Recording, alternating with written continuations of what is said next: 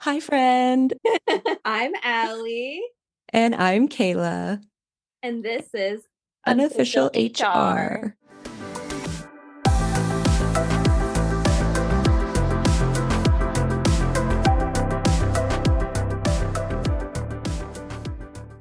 So, the topics we chose for this episode are job search, burnout, and the kind of depression that seems to always come along with that. And our own personal stories of how we became burnt out at some point in our lives.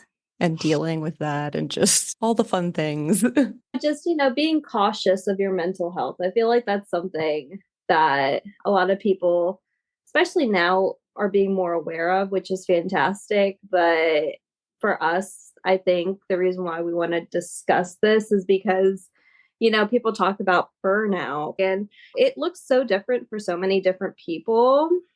If anyone listening is going through the struggles of looking for a job and just feeling really hopeless and experiencing a lot of mental and emotional distress, I mean, whether it's due to job hunting or anything else, just know that you can text or call the National Crisis Line at 988 and you can get some help and speak to someone about what you're going through. So if you need someone to immediately speak with, there Mhm. is options for that, thankfully. Yes. So in terms of job hunting while in between jobs, should we start with that topic? Yeah, I feel like people do get very judgy of other people's job search journeys, whatever you want to call them, whether you're working or not. Like, I'm sure you've had comments from people about your job hunt. Oh yeah, I get faces, I get comments all the time. Anyone out there who's feeling like, they're in that weird in between, I'm here to let you know, hey, there is somebody in this world who's in the same position as you. What's up? And I've had my hurdles of people giving me all kinds of looks, man. Like every time I introduce myself recently, I think we talked about this in another episode in like American culture, we're identified as our jobs or Mhm. what we have succeeded in life. So that is our primary identity. So if we do not have that identity, people look at you funny. It just sucks. Like, honestly, I mean, you get it from family members, you'll get it from friends sometimes too. Some people, they're just like, well, it's this easy or it's that easy. And from our previous episodes, we talk about how fucking hard it is to fucking find a job nowadays. Sometimes I feel like it's luck, like you're just rolling the freaking dice every time. I didn't even expect, like, I had a discussion with my husband about, I was in the same branch as him, got out, and now I'm married. So now I will forever be labeled as a dependa. And yeah, it sucks because I worked really, really hard. I feel like when you're in that in between moment of looking for a job, you start to realize who really cares about how you're doing, checking in on you. I thought, oh, yeah, like I'm a nurse. I can find a job wherever I go to. Everything will be great. I have all this like background experience. I'm more than qualified for all these things. Man, did this duty station humble me in so many ways. It's interesting to me that, like you said, it's very difficult to get a job in nursing because I always thought, like, yeah, if you're a nurse, it doesn't matter where you live, everybody hires nurses. And that's also kind of like what was told to us in the high So school I was in. this is another thing I learned with nursing. So you're thinking, okay, cool. I'm a new nurse. This is going to be great. Like I'm an LPN. LPNs are technically looked down upon in certain hospitals because they need to meet a certain kind of like status, Hmm. if you know what I mean. Like Hmm. there's certain statuses of hospitals. So like, Hmm. I didn't know that. yeah, it's a thing. And having highly educated people in a certain hospital looks good for them. Well, I'm sure, but I mean, you did get educated. Like, Yeah, I did. And a lot of people who are educated and who have started from where I started or even below from where I started, like CNAs, they'll tell you it's better to start from the bottom so you can be more humble once you become a nurse practitioner someday, if that's what you strive to be. But like it's very political. I'm not saying that I'm underqualified or anything. It's just expectation wise, I thought it would be easier. And it's all about who you know, because if you know somebody in the inside who knows there's any availability, it makes things a little bit easier versus like applying on this one website over and over again. Like, actually, I did do a little research before we recorded today, and they basically just surveyed like 2,000 job seekers in the US. And they actually found that most people listed waiting to hear back from a job application, like that is the number one cause of mental health challenges when searching for a job. Yeah. And that's definitely what I'm struggling with right now. Like, after my job hunting, job fairs, and stuff like that I've been going to, and then finding that route of what I want to take to get this one specific job. Now, they don't have any positions open until August 1st. So it's like, okay, am I going to risk being unemployed for the next 2.5 months and take this risk of applying for this position if and when it opens? I don't know. Like, it's hard because some places you have to constantly keep sending them emails and a lot of them don't call you back.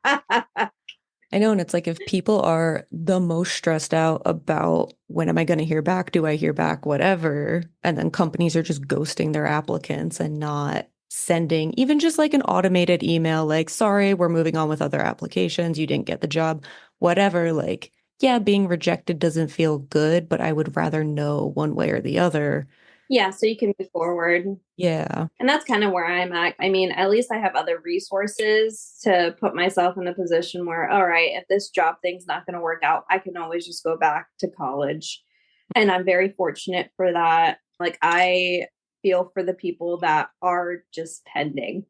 It sucks. It's hard waking up every day and you're just sitting there waiting for that one call or that one, like, hey, we're ready for you. This is your start date type of thing. Like, it's not as quick as it used to be when you're sitting here waiting. It's kind of like, am I good? Am I not good? You're kind of questioning yourself a lot. You know what I mean? I guess in terms of like as you're submitting job applications and not hearing back or like getting no and no and no, I feel like I've gotten probably 500 job application rejections in a single job hunt. Especially when I was trying to leave my first job and didn't have a lot of skills. It was just like nonstop people being like, nope, nope, nope. And it just felt like, oh, I'm stuck. I'm never going to get another job. So how do you deal with the lack of response at all on job applications when that happens? Or how do you deal with rejection from jobs that you want? I put myself in a perspective of like every failure is just one step closer to something better for yourself, or, you know, a failure is one step closer to something that's meant to be for you. Not everything is meant for you, and that's okay. That's kind of how I deal with it too. Like, if I'm just not getting anything and not getting anything, I kind of take the perspective that, like, okay, well, I am where I'm supposed to be right now. Like, if nothing's happening, then the change isn't supposed to happen yet. I'm supposed to wait for something else. So, like, positive gaslighting yourself. Kind of. I think that's my main source of motivating myself, which is problematic. And then you're getting feedback from family and friends that are just like, what are you doing with your life? And it's just like, I'm rolling the dice. But yeah, I remember a story that you had in the past, like when you were moving with your boyfriend and you were waiting for a job. Like, what was that like for you? For me, it wasn't so much the actual physically moving part that was causing me to look for work. That was just also happening with everything else going on at the job I was at the time. Every job I've left because I'm at my wit's end there.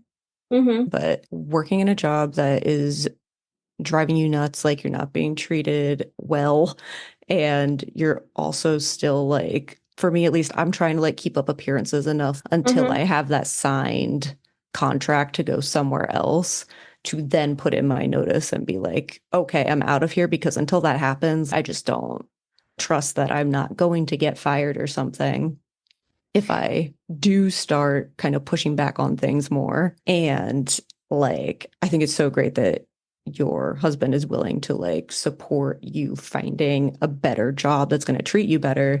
Because like we couldn't do that at the time. And it was just, it was exhausting. And then it was like, yeah, I go Mhm. quote unquote remotely to this job that I hate all day. And then I'm also getting rejected from a million applications at the same time. Yeah, like this was the first time I had ever left a job where I just left it because I was completely burnt out. Mhm. I never thought I knew what burnt out was. I thought the military kind of showed me what that meant. I mean, you're in the military, you sign a contract, you are government property. They repeat this to you until your fucking last day. And you really don't have a way out at all unless you want to do some like out of pocket shit, which don't recommend. Please Mhm. just try to be as honorable as you can when you're in. But like, I guess burnout wise, how is any kind of burnout that you experienced in nursing or even just like civilian jobs in general? How does that compare to the military burnout?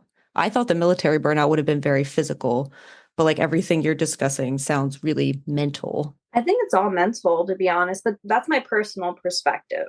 But you don't even know that it's happening until it is happening. Hmm. Because you start to realize, like, oh, I forgot to eat, or Hmm. oh, I forgot to call this person. Like memory loss, I feel like is a big factor for me when I started to experience burnout. And then it got to the point of feeling extremely numb, to the point of like you would just sit there behind your desk and you're just like,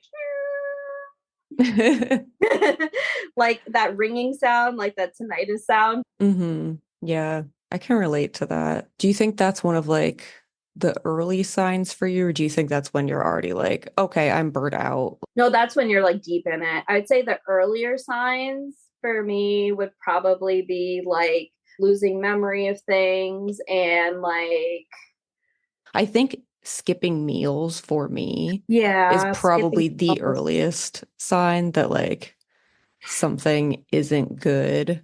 Oh, lack of sleep. That's a big one. I mean, later on, I got like the sleep test done and it turned out I had sleep apnea, but like I never had those kind of issues before I went into the Hmm. military at all. Was it like not sleeping enough in terms of like insomnia, like you couldn't fall asleep? There's a lot of people who experience that. For me, it was just breathing. Hmm. But like I could go to sleep, but I just go so deep into my sleep. Hmm. And yeah, sleep paralysis demons are fun. Ooh, no. So I've never had sleep paralysis, but do you find that your sleep paralysis gets worse when you're stressed out? 100%. Hmm.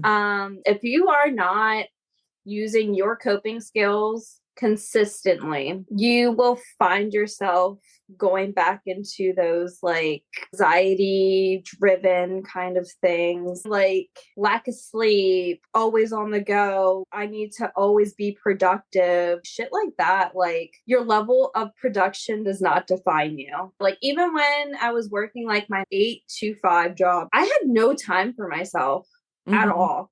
Like I tried to go to the gym. I tried to make Hmm. time to see friends. But when you work from 8 a.m. to 5 p.m. every day, plus you need to take care of your health on top of it, you have no time. You have no time to get to the appointments because it depends on the job, but you also need PTO. And it's like, no, I really need to go take care of this. And again, it depends on the job and if they're understanding and the management. Like, Hmm. honest to God, management will make it or break it for a job. Yeah, because even if the company has policies like, yeah, we have flexible start times, and yes, you get this many hours of PTO, no questions asked, whatever. It's the politics of dealing with your manager's personality and like, are they going to get pissed if I submit a PTO request, even if I am legitimately sick? Yeah. Is this going to cause some kind of blowback for me? I feel like a lot of management forget what it's like to be human sometimes. I'm not saying it's like that for all management, but like, Part of the thing that I think contributes to like burnout, at least in the civilian side, because that's all I have experience with, like the fact that most civilian jobs, as far as I have experienced, any corporate job is at mhm, will. Like every job I've ever had has been at will. which means they can fire me at any time for any reason. They're not supposed to do it for any kind of prejudice, but it's kind of hard to prove that if they're like, oh, we feel you're not performing, Yeah. so we're going to fire you because we feel like it and I can't do anything about it. So then, like, every time you submit a PTO request or, you make a comment to management that they don't like, I always kind of have the thought of like, oh, are they going to fire me over that? Because they can legally. And then that contributes, I think, to like overworking and trying to prove yourself and trying to be available all the time and trying to make a good impression and da da da da da da da until you Yeah. do get to a point where you're like, well, fuck it. Like, What is this all for? yeah. Like, honestly, going back to signs and symptoms of burnout, I will say for me personally, an example would be like when I worked as a direct care specialist. Mm. I worked third shift by myself, lit, but it got to the point where my personality started to slowly change. Mm-hmm. Like, I never got angry, but I was developing a sense of frustration with this person because she tried to antagonize and she got there for me. And that's when I realized like it's time for me to go. I need to take a step back. I looked up some of the symptoms of burnout. There's no obvious medical way to diagnose burnout other than someone being like, yeah, it seems like you're burnt out. But the Mayo Clinic lists things like questioning the value of your work, feeling like you have to drag yourself to work and you're not able Yeah. to get started, Yeah. feeling removed and like distant from the work you're doing, losing patience with coworkers or customers. Oh, so a lot of the stories that we talked about, like the Yeah. numbness and like you just feel very alone and Hmm. isolated and like you feel like you're not being enough for your job. Hmm. Yeah. And like, even when you do finish something or get something done for your job, you don't really feel satisfied with it. Like, you don't feel good about it. Girl, I can tell you till this day with the label I have with being in the military and like the label I have affiliated with that, you can do all of these things in your life, but you'll never be good enough. That is what it feels like sometimes. But you know what? Another thing I realized in life, at least you're good enough for yourself. Hmm. Yeah. I still kind of struggle. Not kind of. I struggle a lot with that. I always Yeah. have.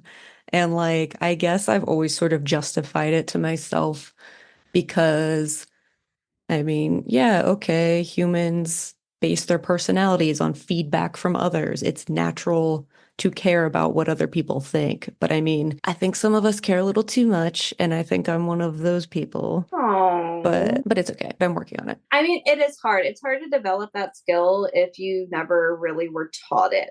Hmm. Like, Yeah. how people are just like, Hmm. oh, you just need to get more confident. And I'm like, okay, what the fuck do you mean by that? Like, the comparison of this time in my life of job searching and developing those emotions is kind of like my single girl era, Hmm. right? So, like, I'm in my phase of life where I'm just like, this is a new version of me. I am figuring out what I deserve, what standards I have, how much money I really do realistically deserve to have in this economy. Like, there's a lot of things that I'm starting to realize that I can make this into a positive. It's hard because a lot of people see it as, oh, you're not being productive. You're just sitting in your house all day. Like, have you ever had a stage in your life where you were going through your single job era type of thing and you're just sitting here like, okay, who Hmm. am I? What do I like to do? Yeah, yeah. I would say when I left my first job after college, that was when I kind of explored that a little bit more and like, oh, what would I actually like to do? What direction would I like to go in career-wise? Because previously I had just been in school my whole conscious life. And Mm-hmm. then when I got out of school, I got my first job and I worked there for like 8 years. So it was like, in a lot of ways, it was like other parts of my life where I just, oh, I'm an adult. I'm going to commit to this one thing. And like, this is just it now. And then I didn't experience like a lot of that other self growth that happens when you are like working in smaller jobs right after school. Mm-hmm. And so then when I left that job, I had a chance to be like, well, what do I actually like doing? And then I had kind of the scary realization of like, I don't have that many marketable skills. Or if I do, I don't know how to market them because that job really pigeonholed me into a very niche area. Mm-hmm. And so then I guess I have spent the last couple years trying to expand my professional skill set a lot more. And I guess that became my goal. Like learning more has become very important to me, not just to be marketable in the job market, but just to learn shit in general. Like, I don't want to learn something just for the sake of learning it for this one unique situation that this employer will benefit from that ultimately doesn't do that much for me. Okay. So you kind of just sat there, you were just like, okay, I'm building up to where I want to be or Yeah. where I would like to be anyway. Yeah. And ultimately, what I want is to just be financially stable Yeah. and not stressed out about bills. My whole goal, my entire life, I guess, has just to get to a place where I'm not stressed about bills Yep. because that was a huge thing when I was younger. And Yeah. I was just like, I don't want to be constantly worried about this kind of thing. Yeah. I get it. Like, that's another thing for me as a person. I think we talked about this in our last podcast. Like, for me, at the end of the day, as long as I'm enjoying something, the money will always come. And I really, truly believe that. I can say from when I've been looking for a job while I'm currently at a job that I'm like trying to leave. One tip that I read somewhere, I could not tell you where I read this anymore, so I'm sorry, but it was to try to take the job you have and turn it into the job you want. Which at first I was like, well, that's fucking bullshit. I can't do that here. This place sucks, blah, Mhm. blah, blah, blah, blah. But after I thought about it for a little bit more, I was like, well, okay, like I have this project that is assigned to me, you know, this part isn't required of it, but maybe I could add this extra step into it and learn something. And then maybe I can take that skill and put it on my resume and get something more in line with what I actually want. Yeah. And I started doing more and more stuff like that. And, the things I didn't like about the job, I still didn't like about it. But in the meantime, it was like a little thing for me to keep working towards what I wanted. So for me, that helped a lot. And then I think it did actually help me get the next job. So, like, how do you use this time? So, that's how you use that time while you're at a job, but you're looking for another one. So, for me, now that I'm job hunting, what am I doing to occupy my time to keep yourself positive and happy? Waking up in the morning and making your bed, little shit like that. I'm on a nice gym routine again. Just get out of the house as much as Mhm. you can. I see it as the universe is giving me this time to spend time with people I haven't seen in a long time. Mhm. So seeing friends and being there to show up for them finally, like how amazing is that? Because when you were working full time, like when did you have time to see your friends? Not that much. Not unless they lived right near you, which Yeah, most of my friends do not now. So but hey, if you have this time, use that time to see family, see friends, reconnect with people. I would say I'm really impressed with your routine that you've kept since taking your break. Like, I fucking message you early a lot of times, and you're up. Like, you're awake by like 8 a.m. most mornings. It's impressive. Okay, you're allowed to sleep in for the first like week or whatever to get your body back to like sleeping those 8 hours straight again or whatever makes you feel the best and rested. It changes so much. Hmm. Like keeping yourself on a routine is so important when you're not in a solid schedule with work anymore. Yeah. So keeping yourself awake throughout the day is so important. And like when the time comes when you're going to go back to that job, it's like nothing ever really happened. And hopefully you can sustain some of those healthy habits because another thing that was difficult for me was keeping up with my physical health, working. Hmm. I'm struggling, so I relate. Like you either have to choose, do you wake up at like 5:30 in the Hmm. morning and go to the gym, and then after that, oh my god, I gotta cook a meal, and then after that I gotta work all day long, like, oh my gosh. No, I think that's good. And like, going to the gym and doing the physical care, whether it's for aesthetics or like hygiene, like I consider all aesthetic things hygiene. Like Yeah. getting my hair dyed, I consider it hygiene because it impacts how I move throughout the world and how I feel about myself. And it makes a huge difference in everything. Even back in college, if I wouldn't have a summer job, I did notice if I was staying up really late and sleeping in until noon, I felt like shit because it also just accentuates the difference between you and quote unquote normal people, like going to Yeah. work and doing whatever. You just feel more removed from the rest of society.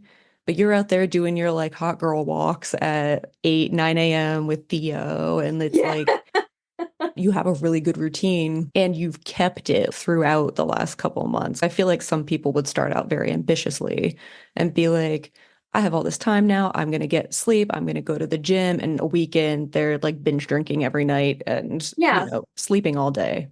And you start like baby steps, man. Even if it's just developing, like, okay, you know what? I'm going to try one new thing this week. Hmm. And I'm going to try to be as consistent as possible. And for me, the start was I'm going to force myself to walk outside for 2 miles at least per day. That's it. And I'm cool with it. If I can accomplish that, that's good enough for me. Hmm. Finding something small like that. And then it's just like, I'm going to actually put my laundry away. Holy shit. I'm going to fold it and put it away, and there's going to be a whole routine for this. And then you start seeing other little projects. You're like, oh wait, I need to get all this done in my own house. Like, wow, I Hmm. actually have time to do stuff in my house or in my yard if you have a Yeah. yard. Like, When you're super busy with your job, it's almost like my brain at least blocks out the other stuff because I don't have time to deal with it and I can't yeah, see it and accept that I don't have time to deal with it. So, oh, I don't notice it. And then when I have time, it's like, oh, there's actually a ton of shit that I could need be to do. doing. Yeah. Like changing your perspective, like taking care of your health, so important. If you haven't had time to take care of your health because of your job, maybe this is a sign that it's time for you to focus on that, and you have this time to do it, like I can't stress enough, if you cannot take care of you, you cannot take care of others, you cannot be productive like you want to be in that next job. Like this time in my life is going to be kind of like, again, who the fuck am I now, like after this job? Cool, let's figure her out, let's try all these different hobbies, and maybe in between I'll meet somebody that tells me about this one job opportunity, or even just a fun hobby to try out, Yeah. and then implementing it into my life consistently if I love it. I mean, you picked up this hobby. We've been doing this podcast basically the whole time. Like it started because of your last Bro, job. this podcast has saved me too, honestly. It has gotten me through rough days at work also. So like, Yes. So another thing, find fun hobbies. Like it doesn't matter if people are listening to you or not. yeah, Start a podcast with one of your BFFs. Why not? why Talk not? about whatever you want to talk about, because at the end of the day, it's something to do. It's something to do. I mean, this is social for us. I mean, we're on Zoom, we're not in person, but I feel like this counts as a social activity. We've just talked for an hour and a half. So, like, I don't know Yeah. too many people doing that just for fun than like a creative thing. I never would have thought ever that I would do a podcast in my life, because I have been told my whole life that my voice is just so much and I'm just so much of a person. So it's No. so nice to just even listen to the feedback from you and getting that reassurance. Like this is really affirming me and gaining more confidence. I love your voice. You have a very good podcast voice. You have like a really clean sound to your voice. You have a very crisp voice. Your vocal cords just sound sharp. Like, Honestly, even just talking to you has really helped me a lot. So, yeah, finding that source, whether it's like what Kayla had recommended in the beginning of this podcast, to if you are reaching that burnout point, to call, what was that number or text oh, number? the crisis hotline. You can learn more about it at 988lifeline.org. I believe this is what formerly used to be called the suicide hotline, but they've rebranded. It's now a crisis line because, again, you don't need to be experiencing thoughts of harming yourself to call. It's for extreme emotional distress. Like, I need someone to talk to. I can't get in to see a therapist. Call them. They also support veterans. So, Hey. everyone. Yeah. Anyway, we did a decent job of staying on topic. Yeah. We'll see how it shakes out in editing. But let's end on our happy facts, Happy which may facts. or may not actually be facts. We don't know. But But they're happy. They make us happy. happy facts ending on a positive note. Okay, you want to go with yours? Sure. My happy fact for this episode is actually also related to work because I do have a job where my boss is pretty generous and does try to actually be a good place to work. And he sent me a very nice birthday gift in the mail. And I Mm-hmm. just wasn't really expecting it. And I don't know. I was so surprised, I guess, by the kindness of it that I was really kind of in shock and messaged you and was like, yo. And you were so positive about it. And I was almost like, what's the catch? I was almost like, what the fuck? Why is this so nice? It's like I don't process either really negative or really positive feelings. Like, I think it's that I prefer to stay neutral as much as possible Mm-hmm. because there's no highs and lows. And once you're high, well, then you have to go lower. And I don't want that. But like, it's a whole fucked up thing. You're allowed to feel happy about that because I'm hyped up for you. Yes. You're such a good friend to be like, I'm so excited for you, for your gift. So that was a positive thing that happened today. And for all the complaining we do about places we've worked, like, I'm really grateful to be at a place that is actually like a good place to work and to just try to be grateful for that. But so that's mine. What is your happy fact positive closer? Okay, so I don't know if you've ever heard of Mr. Beast. He's on Instagram. I have heard of him. He's a YouTuber and he talks about giving back to society as he builds 100 homes for 100 families. Oh, He says when we help people building 100 homes, etc., people get mad and say I shouldn't be doing this and government should. Yes, ideally a YouTuber isn't the one fixing these issues, but I'm not just going to stand by and do nothing. So this guy decided to build 100 homes for 100 families with the money that he makes through YouTube. that's crazy.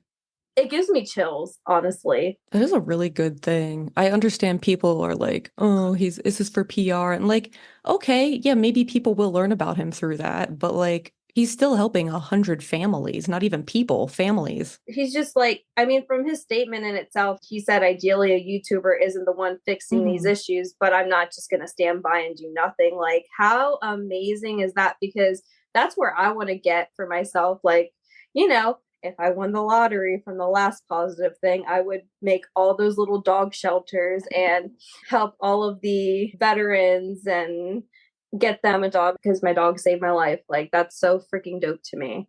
Like, Hmm. I would love to get there in my life and I hope I can, but there are good people still. Yay! Yay. All right. Please follow us on Spotify and Apple Podcasts. And please take like 15 seconds to just click the 5 stars and rate us. Please, please, please, please. All right. Have a good night. Bye.